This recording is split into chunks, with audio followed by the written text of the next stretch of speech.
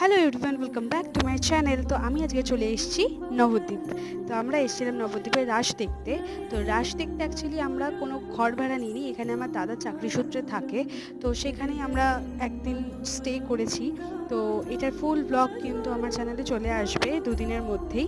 আমি চেষ্টা করছি আপলোড করার। আর এইখানে দাদার ছিল সেই দিনই জন্মদিন, তাই সবাই আশীর্বাদ পর্ব সেরে ওকে ভুড়িভোজ খেতে দেওয়া হয়েছে। তারপর বিকালবেলা কেক কাটা হয়েছিল। তো ও দুদিন জন্মগ্রহণ করেছে, মানে হচ্ছে একটা বাংলায় একটা ইংরেজিতে। তো সেদিনকে বাংলা পালন হয়েছে। তারপর আমরা বেরিয়ে গেছিলাম রাস দেখতে, সাথে পুগুলিও গেছিলো আর আমরা সবাই গেছিলাম। আর এখানে না রাসের ঠাকুরগুলো বিভিন্ন রকমের বিভিন্ন রূপের ঠাকুর, আর সব ঠাকুরকে এরকমভাবে ঘোরানো হয়। এটাই খুব ইউনিক লেগেছে আমার, প্রতিটা ঠাকুরই খুব ভীষণ ভালো লেগেছে।